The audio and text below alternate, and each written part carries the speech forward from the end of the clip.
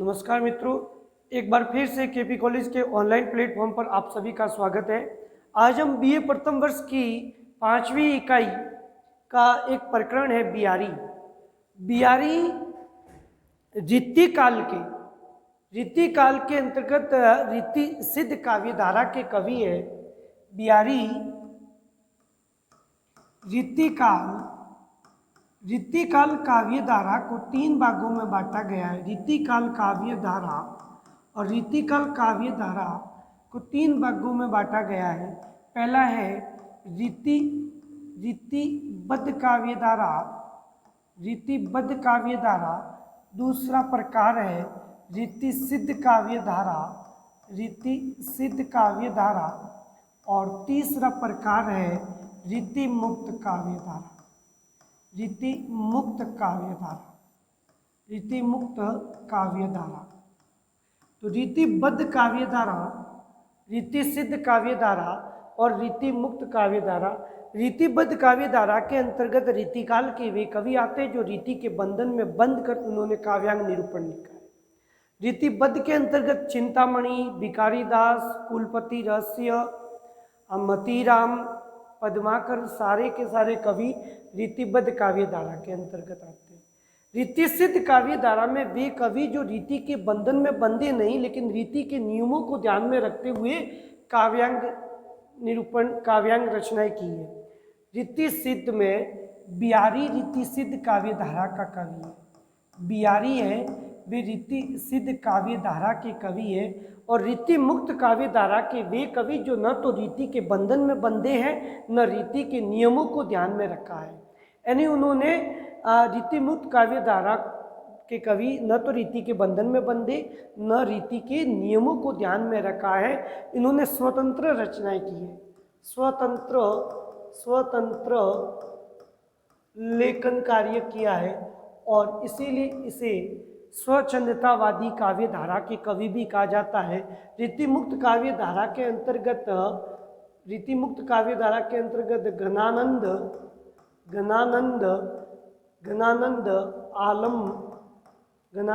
आलम ठाकुर और बोधा, घनानंद आलम ठाकुर और बोधा, इनको प्रेम के पीर का कवि भी कहा जाता है। तो बियारी है वे रीति सिद्ध काव्य धारा के प्रमुख कवि हैं। रीति सिद्ध काव्य धारा के कवि है बियारी का परिचय। रीतिकालीन काव्य धारा के लोकप्रिय कवि बियारी रहे। अब रीतिकाल काव्य धारा के सबसे प्रसिद्ध कवि रीति सिद्ध काव्य धारा, रीतिकाल के अंतर्गत रीति सिद्ध काव्य धारा के एक लोकप्रिय कवि है बियारी। प्रत्यक्ष आचार्यत्व स्वीकार न करके मुक्त कवि रहे। अब इन्होंने आचार्यत्व स्वीकार नहीं किया क्योंकि रीति के बंधन में नहीं बंधे, इसीलिए ये मुक्त कवि रहे हैं, इसीलिए इन्हें रीति सिद्ध कवि कहा जाता है। तो बियारी रीति सिद्ध काव्य धारा के कवि है, रीति के बंधन में नहीं बंधे, आचार्यत्व को स्वीकार इन्होंने नहीं किया है। इनका जन्म, बियारी का जन्म सन 1595 ईस्वी में ग्वालियर के निकट गोविंदपुर नामक गांव में हुआ था। तो सन 1595 ईस्वी में ग्वालियर के निकट गोविंदपुर नामक स्थान पर जन्म हुआ और ये गोविंदपुर ग्वालियर जिले में पड़ता है। इनके पिता का नाम केशव राय था, आचार्य केशव इनके पिता थे। तो पिता का नाम केशव राय, ये साजा के कृपा पात्र थे। अब केशव साजा के कृपा पात्र थे। रीतिकाल के सभी जो कवि हुए वे दरबारी कवि हुए, दरबारी कवि। रीतिकाल के जितने भी कवि हैं वे सारे दरबारी कवि हुए। तो बियारी भी दरबारी कवि थे, ये साजा के कृपा पात्र थे तथा जोधपुर, बूंदी आदि अनेक रियासतों से इन्हें वृत्ति मिली। तो जोधपुर, बूंदी अनेक रियासतों से इनको वृत्ति मिली। इन्होंने अपने काव्य प्रतिभा से जयपुर महाराज जय सिंह को विशेष प्रभावित किया। अब अपनी काव्य रचना से जयपुर के महाराजा जय सिंह। अब ये बिहारी जयपुर महाराजा जय सिंह के दरबारी कवि थे। जय सिंह के दरबारी कवि, तो जय सिंह के दरबार में रहे। जयपुर के महाराजा जय सिंह के ये दरबारी कवि थे और जय सिंह को ये विशेष प्रभावित किया। इन्होंने मिर्जा राजा जयपुर नरेश मिर्जा राजा जय सिंह को उन्होंने अपनी काव्य रचनाओं से विशेष प्रभावित किया। मिर्जा राजा जय सिंह के दरबार में बिहारी रहे और वहाँ के राजकवि के पद पर आसीन हुए, राजकवि थे।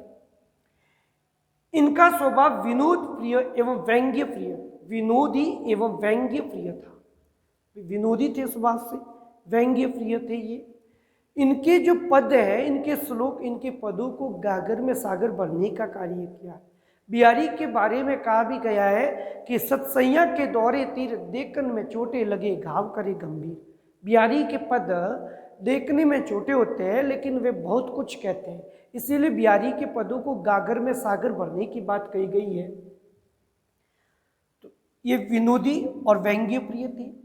बिहारी की मृत्यु 1663 के आसपास इनका निधन हुआ, 1663 में निधन हुआ। अब बिहारी की एक मात्र रचना है जिसका नाम है बिहारी सतसई। बिहारी सतसई, बिहारी सतसई। अब बिहारी सतसई है, बिहारी की प्रसिद्धि का आधार स्तंभ है बिहारी सतसई। बिहारी सतसई, बिहारी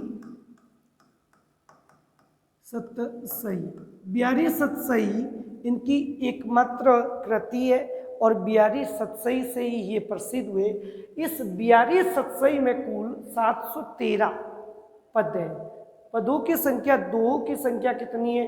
713।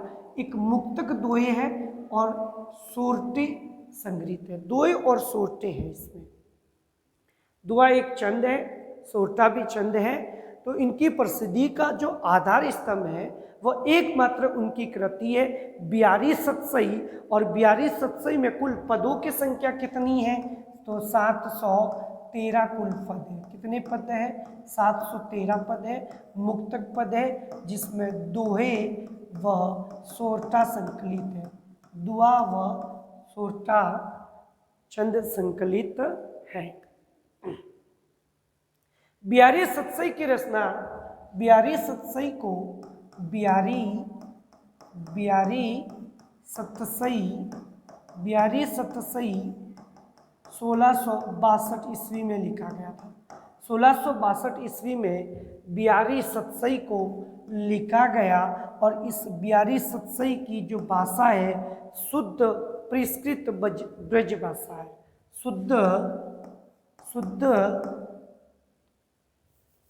बिहारी सतसई की भाषा शुद्ध परिष्कृत साहित्यिक ब्रज भाषा। बिहारी सतसई की भाषा शुद्ध परिष्कृत साहित्यिक ब्रज भाषा है। 1662 ईस्वी में बिहारी सतसई को लिखा गया। बिहारी सतसई पर 3 कृतियों का प्रभाव देखने को मिलता है। बिहारी सतसई पर 3 कृतियों का प्रभाव देखने को मिलता है। बिहारी सतसई में 3 कृतियों का प्रभाव है। एक तो है अमरुक शतक,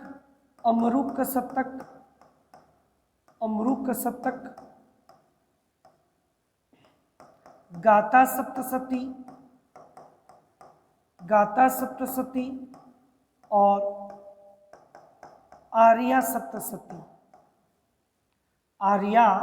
सप्तशती।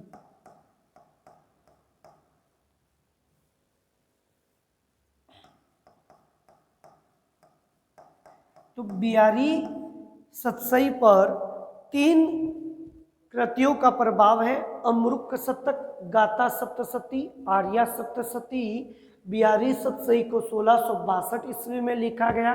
इसमें दुआ, मुक्तक, दोए और सोटा संकलित है।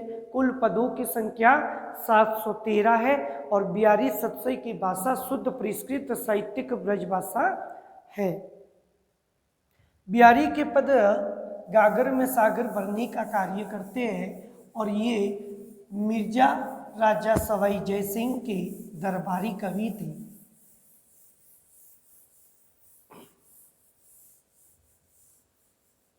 बिहारी रत्नाकर अपनी पांचवा अध्याय है, अध्याय 5, जिसका नाम है बिहारी रत्नाकर। अब बिहारी सतसई एकमात्र ऐसी कृति है जो रामचरितमानस के बाद सबसे अधिक जो टीका लिखी गई वह बिहारी सतसई पर लिखी गई। बिहारी सतसई के बारे में, इस बिहारी के बारे में ग्रियर्सन ने कहा है कि पूरे यूरोप महाद्वीप में बिहारी सतसई के समान कोई कृति नहीं है। बिहारी सतसई के समान कोई कृति नहीं है, इसीलिए ये मूलतः श्रृंगारी कवि है, रीति सिद्ध काव्य धारा के कवि है। बिहारी रत्नाकर के पद अपने 5वीं इकाई में शामिल है, 5वें अध्याय में।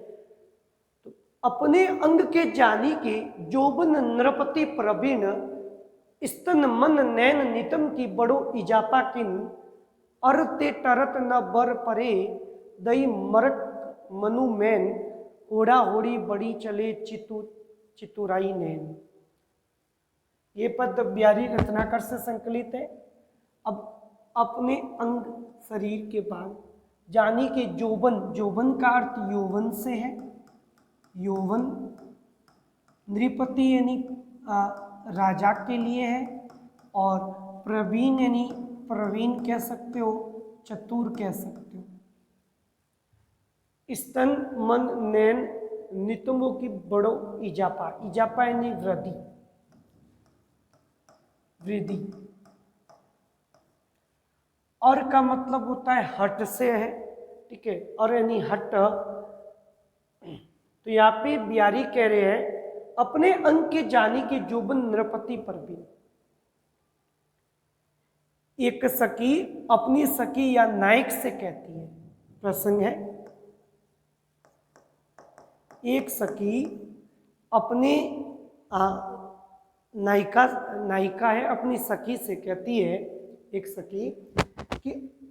सखी अपनी सखी या नायक से कहती है कि साम दाम दंड आदि उपायों में अपने अंग के जानी के यौवन नृपति प्रवीण, यानी जो राजा है जो ऐसा प्रवीण है यौवन में, तो साम दाम दान दंड आदि उपायों में निपुण यौवन रूपी राजा ने, यौवन रूपी राजा ने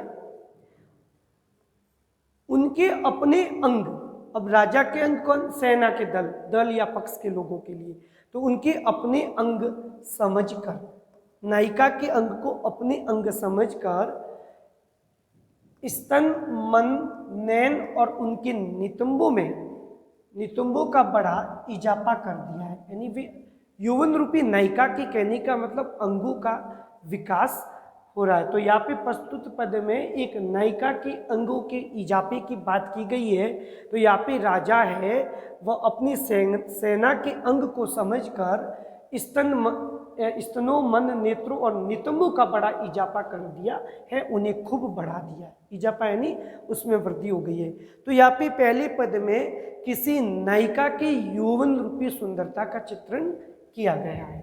दूसरा पद है अरते टरत न बर परे दही मरक मनु मैन, होड़ा होड़ी बड़ी चले चतुराई नैन।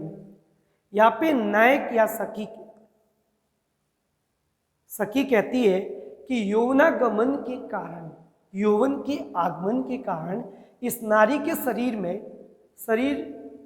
में उमंग से भरे हुए चित्त, अब वह उमंग से भरी हुई है, गर्व से भरी हुई है, तो उमंग से भरे हुए चित्त चतुराई और नेत्र, चित्त चतुराई और नेत्र अपना अपना हट नहीं छोड़ते हैं।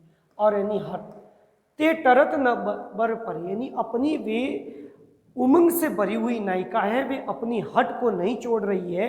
ये परस्पर होड़ा होड़ी बढ़ी, परस्पर आपस में होड़ा होड़ी बढ़ रही है और होड़ा होड़ी में निरंतर बढ़ रहे हैं, मानो कामदेव ने इन्हें बढ़ावा दे रखा है। मानो यहाँ पे मेन जो शब्द है मेन कामदेव के लिए आया है, तो ऐसा लग रहा है कि कामदेव मनु यानी मानो उत्प्रेक्षा अलंकार है यहाँ पे, तो मानो ऐसे लग रहा है कि इस नायिका की सुंदरता में यमुनागमन का आगमन हो गया है, जिससे शरीर उसका उमंग से भरा हुआ है और ऐसे होड़ा होड़ी मची हुई है कि मानो स्वयं कामदेव ने उन्हें क्या कर दिया है, उन्हें बढ़ावा दिया है, उसकी सुंदरता को बढ़ावा दिया है। तो बिहारी के परिचय को अच्छे से पढ़ना है। बिहारी जन्म 1595 ईस्वी में ग्वालियर के निकट गोविंदपुर नामक गांव में। बिहारी के गुरु का नाम नरहरि दास था। नरहरि, बिहारी के गुरु का नाम नरहरि दास।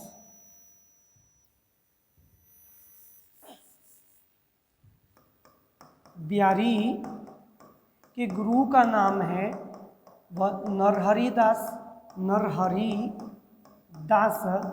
और जो बिहारी है वह निम्बार्क संप्रदाय में दीक्षित होते। बिहारी निम्बार्क संप्रदाय में दीक्षित हुए थे, निम्बार्क संप्रदाय में दीक्षित हुए थे। तो बिहारी निम्बार्क संप्रदाय में दीक्षित। 1663 ईस्वी में इनकी मृत्यु हुई। बिहारी सतसई पर आर्या सप्तशती, गाथा सप्तशती और अमरुक शतक का प्रभाव देखने को मिलता है।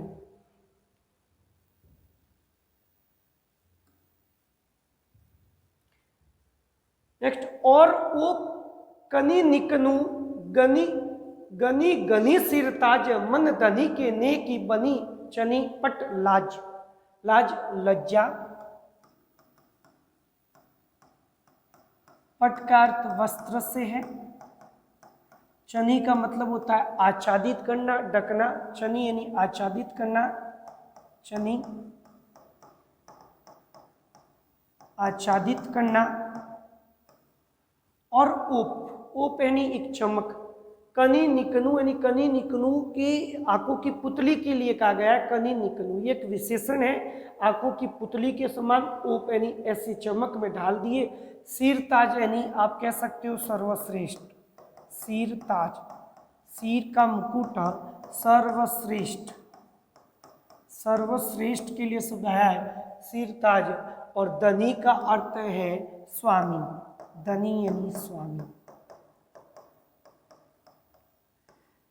धनी स्वामी। तो यहाँ पे बिहारी कहना चाहते हैं प्रस्तुत जो ये पद है, संदर्भ, यहाँ पे संदर्भ भी पॉइंट बना सकते हो। संदर्भ, संदर्भ में लिखेंगे आप, ये हमारी पाठ्य पुस्तक मध्यकालीन कविता पाठ की, मध्यकालीन कविता पाठ के 5वें अध्याय बिहारी रत्नाकर से संकलित है, जिसके रचयिता कौन है, बिहारी है। और यहाँ संदर्भ में यही लिखना है, इतना ही कि किस पद किस अध्याय से लिखा गया है और इसका रचयिता कौन है, किस ग्रंथ से संकलित है। फिर प्रसंग में प्रस्तुत दोय बिहारी रत्नाकर से अवतरित है, बिहारी रत्नाकर से लिया गया है। इस पद में कवि ने, बिहारी ने प्रथम दोय में मुग्धा नायिका के रूप सौंदर्य का वर्णन किया है। अब जो ये दुआ है इसमें जो नायिका के रूप सौंदर्य का चित्रण किया है, रूप सौंदर्य का वर्णन, रूप सौंदर्य का चित्रण।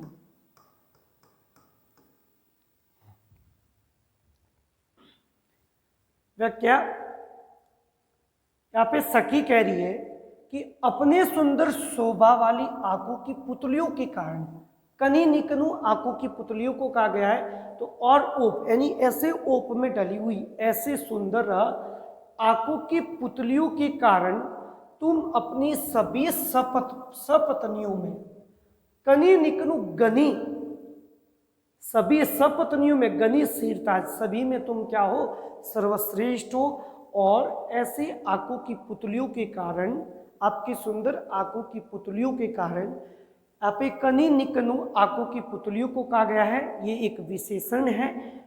तो सुंदर ऐसी आंखों की पुतलियों के कारण अपनी सभी सपत्नियों में सर्वश्रेष्ठ मानी गई हूँ। गनी, सभी पत्नियों में गनी शीरताज, शीरताज यानी सर्वश्रेष्ठ। तो आंखों की ऐसे सुंदर पुतलियों के कारण सभी सपत्नियों में आप कैसी हो, सर्वश्रेष्ठ हो, सुंदर हो।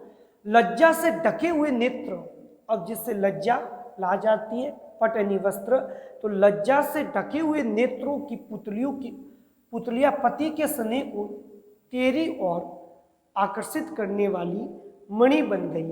अब वह लज्जा से ढके हुए है, आच्छादित किया हुआ है, चेहरे को ढका हुआ है, तो ढके हुए नेत्रों की पुतलियां पति के स्नेह की तरह और वह आकर्षित करने वाली मणि बन गई है। कैसी बन गई है, अपने स्वामी की एक मणि बन गई है। इस दोहे में नेत्रों की पुतलियों को मणि के समान बताकर कवि ने नायिका के नेत्र सौंदर्य का वर्णन किया है। अब यहाँ पे नायिका की सुंदरता का वर्णन है। नायिका की सुंदरता के नेत्र, उसकी पुतलियां ऐसे सुंदर है और सुंदर पुतलियों की वजह से वह अपने पति अनेक पत्नियों में वह क्या हो गई है, एक सर्वश्रेष्ठ बन गई है। अपनी सभी पत्नियों में वह श्रेष्ठ मानी जाती है, जिससे अपने नेत्र को उसने लज्जा से ढक दिया है और जिससे वह आकर्षित कर रही है और वह एक मणि बन गई है स्वामी के लिए। इसीलिए उसकी नायिका की सुंदरता और उसके सुंदर पुतलियों का इसमें वर्णन किया गया है। नेक्स्ट अगले भावार्थ, इससे आगे वाले जो भावार्थ है अगली क्लास में पढ़ते हैं। धन्यवाद मित्रों।